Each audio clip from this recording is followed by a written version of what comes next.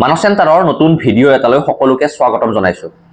তো employment exchange registration card খণ্ডৰত এটা খুব বেছি ইম্পৰ্টেন্ট আপডেট আহিছে যেটো আপোনালোক সকলোৱে জনাটো দৰকাৰী।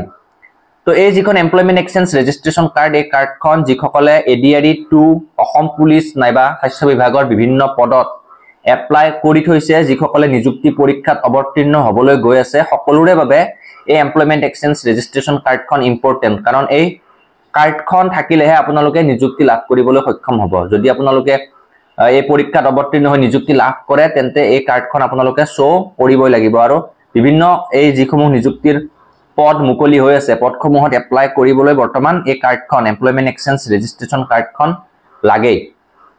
তো এই কাৰ্ডখন যিসকলে ৰেজিষ্ট্ৰেচন কৰি ৰাখিছে সকলোৰে বাবে এটা ইম্পৰ্টেন্ট আপডেট। আপোনালোকৰ মোবাইলতো হয়তো মেছেজ আহিছে বা নিউজ পেপাৰতো বৰ্তমান বিজ্ঞাপন দি আছে।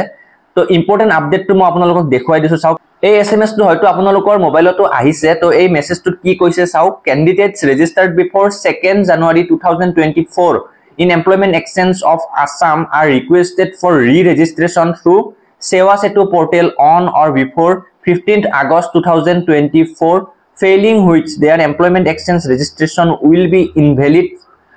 তো এই মেছেজটোত কৈছে যে আপোনালোক যিসকলে 2 জানুৱাৰী 2024 আগত এমপ্লয়মেন্ট এক্সচেঞ্জত ৰেজিষ্ট্ৰেচন কৰি ৰাখিছে সকলোৱে এই কাৰ্ডখন পুনৰবাৰ ৰি-ৰেজিষ্ট্ৰেচন কৰিব লাগিব। আপোনালোকক মই পুনৰবাৰ কৈছো, 2nd January অৰ্থাৎ 2 জানুৱাৰী 2024 আগত যিসকলে ৰেজিষ্ট্ৰেচন কৰিছে সকলোৱে পুনৰ এবাৰ সেৱা সেতু যিটো পোৰ্টেল আছে সেই পোৰ্টেলত গৈ কাৰ্ডখন আপোনালোকে ৰি-ৰেজিষ্ট্ৰেচন কৰিব লাগিব। আৰু যদি আপোনালোকে ৰি-ৰেজিষ্ট্ৰেচন 15 আগষ্ট 2024 ভিতৰত কৰি কমপ্লিট নকৰে তেন্তে আপোনাৰ কাৰ্ডখন ইনভ্যালিড হৈ যাব। আৰু এই কাৰ্ডখন পিছত আপোনালোকে নিযুক্তি পৰীক্ষাত এপ্লাই কৰোতে হওক বা নিযুক্তি লাভ কৰাৰ পিছত আপোনালোকে জয়নিংৰ টাইমত ব্যৱহাৰ কৰিব নোৱাৰিব। তো সকলোৰে বাবে এটা ইম্পৰ্টেন্ট কথা, কাৰণ যিসকলে 2 জানুৱাৰীৰ আগত ৰেজিষ্ট্ৰেচন কৰিছে সকলোৱে কাৰ্ডখন ৰেজিষ্ট্ৰেচন কৰাই লওক। আৰু যিসকলে এতিয়ালৈ কাৰ্ডখন ৰেজিষ্ট্ৰেচন কৰাই নাই আপোনালোকে সেৱা সেতুত গৈ ৰেজিষ্ট্ৰেচন কৰি উলিয়াই ল'ব পাৰিব।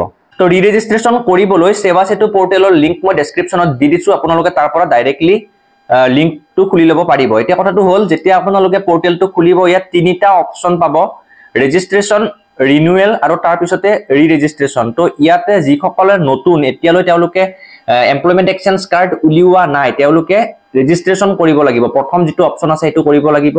তাৰ পিছতে ইয়াত 3 নম্বৰত যিটো আছে ৰি-ৰেজিষ্ট্ৰেচন, এইটোত গৈ যে আপোনালোকে ৰি-ৰেজিষ্ট্ৰেচন কৰিব পাৰিব যদিহে 2 জানুৱাৰী 2024 আগত আপোনালোকে অলৰেডি ৰেজিষ্ট্ৰেচন কৰি ৰাখিছে তেন্তে এই অপচনটোত গৈ 3 নম্বৰ অপচনটোত গৈ ৰি-ৰেজিষ্ট্ৰেচন কৰি ল'ব লাগিব।